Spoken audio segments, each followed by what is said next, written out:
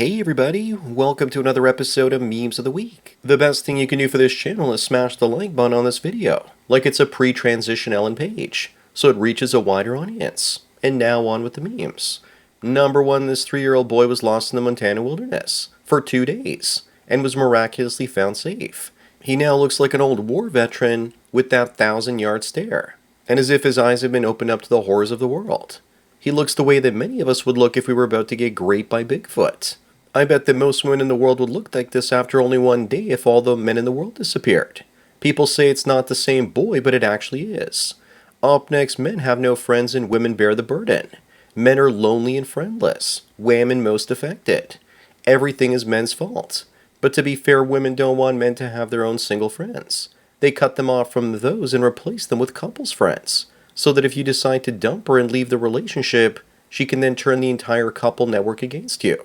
They just don't want you to know that that's part of their plan.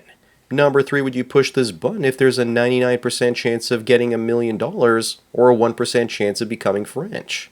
I think a better question to ask is, why do Americans hate the French so much? After all, the French came to help America during the Revolutionary War. Maybe they hate the French because they're lazy, degenerate lifestyles. It's probably the same reason that much of English-speaking Canada hates French Canadians. But the difference is Canadians are too polite to say anything about it. Moving on, with no immigration, America's population would fall over 30% by 2100. If that were to happen, 60% of real estate values and GDP would collapse too, in a deflationary death spiral. That's why in a deflationary world, you'll need a deflationary asset like Bitcoin to balance things out. But America's population won't fall. The Democrats will let illegal Latin Americans in, and if they don't, then the Republicans will flood the country with Indian Jeets. Either way, America's screwed. Number 5, Brian says that the act of intentional weight loss is fatphobic and anti-fat. Looks like the fat activists are about to eat their own. No pun intended. As Ozempic shrinks their numbers. Again, no pun intended. The fat empowerment community will be mostly people who are too poor to afford weight loss medication. Looks like weight gain wasn't just hormonal, but it has to do with the number of calories one consumes. Who knew? Up next, some people say that this is the way that Canada thinks it looks threatening America, versus how Canada actually looks threatening the United States. Truth be told, America's screwed without Canadian resources. People ask me what resources in particular, and those include potash, uranium, aluminum, heavy oil from the Canadian tar sands, and so much more. 80% of the potash America uses comes from Canada, and your oil refineries are set up to handle heavy crude, which also comes from Canada, not the light sweet crude that comes from fracking. Life is about to get a lot more expensive for Americans. Number 7, Jennifer says that video games are unattractive because they hijack the male desire for competition and direct it to a fruitless, lazy endeavor. Sounds like yet another woman that hates having to compete with video games for attention. Women dominate most of the real world, so no wonder men are starting to hide in fantasy lands. Women also want you out there working for them and not fighting Wario and Waluigi. Drop that controller, slave, because we want to control you. Moving on, what happened to YouTube? Why is it so different today than 2009? I think it was the end of pure creativity and fun and the beginning of grifting. In 2009, you watched quirky videos to relieve your stress. And today you watch toxic videos that increase your stress. It's also a lot easier to turn a camera on and talk into it these days instead of making what amounts to video art. Art is disappearing because it's harder and harder to make a living off of your artistic talent. So people are simply giving up. Number 9, this woman is holding up a sign saying that if God hates gays, then why are we so cute? The best part about this image is that the woman on the left looks like a Pearl Davis doppelganger. What was she doing there? The one in the middle holding the sign isn't cute at all. She looks horrible. She's just calling herself cute because no one has ever called her cute her entire life. As for God, he hates the sin and not the sinner. Up next, here's what Margot Robbie looks like in real life without any filters. Does she look attractive to you? Obviously yes. And she's been with the same man since the age of 23, which is rare in this day and age of carousel riding cooch queens. I think that many guys get a sense of purity from her, and that's what makes her so appealing. Especially since Harley Quinn is supposed to be an evil woman, yet Margot Robbie comes across as nice. People find that contrast attractive. Number 11, Redditors are writing love notes to Luigi Mangione. Most Redditors want to end the 1%, but only until they find out that anyone earning more than $60,000 a year places them firmly in the 1% globally. As for Luigi, he better enjoy the love letters because federal prosecutors are going to seek the death penalty in his case. But when a terrorist killed 8 people in Manhattan, they didn't execute him. So I doubt the jury for Mangione will either. Moving on, movie theaters are trying everything to bring back audiences, including pickleball and cocktail bars. But have they actually tried showing films that people actually want to see? Or kicking out those annoying people that talk during the films and other disruptive behavior? Lowering the ticket prices would also be nice. Also, they could offer 1 day free a month to get people back in the habit of going. Also, get rid of the commercials before films. At this point, most movie theaters are either dead or dying. It's over. Number 13, this woman's husband, who had a vasectomy, found Plan B pills in their bathroom. She said she bought them for their 12-year-old daughter, and that the pills have a 4-year lifespan so she can use them when she turns 16, because they live in a red state and abortion is off the table. Guys are so gullible because we're in love. He then hugged her, and I'm convinced being emotionally involved with a woman neuters your noggin by at least 20 IQ points. She said that hug took a mental load off, probably because he didn't realize that she was taking another man's load. Up next, this woman says that her husband doesn't act the way that he did when they first started dating. I bet she doesn't look the way that she used to look when they started dating either. Remember, ladies, the more of you there is to love, the less he's going to love you. Unless, of course, he's a chubby chaser. A little bit of chubby is okay, but this is a dinosaur. I can see the title of her next article being, "And now for some reason, he wants to harpoon me." Number 15, there are rumors that Aunt Jemima is returning to syrup bottles everywhere in 2025. They shouldn't have removed her in the first place. If they do bring her back, then you know that this proves that when you get woke, you go broke. Never forget what they took from us. At least we have Stubbs' spicy barbecue.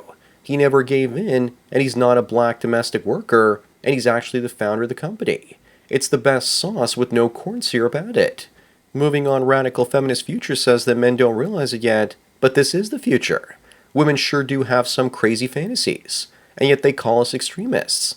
The guy on the far left looks too much like a Chad to actually be working the fields. He would have been separated for the breeding pens. So slavery and pollution is what women wants. I guess climate change and equality are out. Ladies, if you want to see the future, then this is it. Being replaced by a female android. Number 17, why is it that this is the difference between the girls I like and the girls that like me? I've always had both types hovering over me while growing up. I don't buy this argument. Either the majority of women want you, or no women want you. If you've been unwanted and thirsty enough, and your value rises without you realizing it, you'll still take the necklace wonder on the right. What I'm really wondering about is, why does the woman on the right, Maria, look like a thumb wearing a wig? Either that or she looks like whatever this is. Up next, and speaking of women that look like thumbs, this image proves that some women don't even look good with makeup. She looks like somebody's first attempt to genetically engineer a female Jay Leno. My crystal ball shows me many cats and boxed wine in her future. Either that or she marries a woman and gets charged with domestic assault. She's also bringing back that fetal alcohol syndrome look back into vogue from the 1970s. Maybe makeup is witchcraft, but not if you look like an actual witch. Number 19, in India, according to a recent survey, 7 out of 10 women cheat. Somebody needs to track their phones because the number would probably really be 9 out of 10.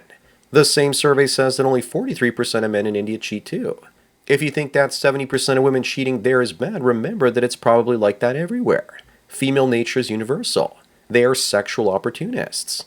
Moving on, Sharon says that after talking to a guy for 2 months, she told him she wasn't ready for a relationship. And he responded saying it's been great knowing her, and blocked her, and now she feels devastated. Another queen tells her that some guys don't have patience, and that it's rather annoying. Yes, it's annoying when you actually thought a guy was a simp that you could friend zone. And he proved you wrong because he has actual self-worth and doesn't need drama like this in his life. Number 21, the manosphere is now messing with psychology propaganda. Knowledge of the 80-20 or 90-10 rule has spread so far and wide that someone over at datepsychology.com tries to set the record straight, with a diagram on the right. Isn't it wonderful when what home math says is getting to so many women? They need the unwanted guys to think that they're going to get laid because that actually makes them a lot easier to friend zone and extract attention from. Up next in the UK, the British Sentencing Council has decided that white men will be sentenced to longer prison sentences than women and ethnic minorities. And people wonder why men with means are leaving the United Kingdom. This image illustrates what's going on there in an instant. The UK has fallen, and in 50 years, it's going to look like Afghanistan. Maybe Brexit was all about making sure that the white people didn't escape from there and move to other parts of Europe. Number 23, I think about that guy on the top right all the time, with 147 IQ with super high testosterone levels. But I think the more important question to ask is, why does IQ generally drop with higher testosterone? As a general rule, except for that one outlier. My guess is lower IQ people are more likely to do physical labor jobs, which elevates one's testosterone. Sitting at a desk all day will lower it. Sometimes correlation does not equal causation. Moving on is another Wayman trying to make it acceptable for men to date Lonely Fools creators. This one says that the man she sleeps with gets her for free, and gets the real her, and not just the persona that she portrays. A guy that dates a corn star gets made fun of, and that's why he doesn't want used goods. All them hoes are trying to rebrand debauchery into purity. Besides, in reality, many such women will do things for money that they won't do with their husbands for free. Number 25 and the last one, imagine coming to Canada from China to study in university, only to then be surrounded by Indians. I went to a graduation at McMaster University last year, and this is exactly what I saw. 15 white students graduating out of 700 in science. The professors were still white though.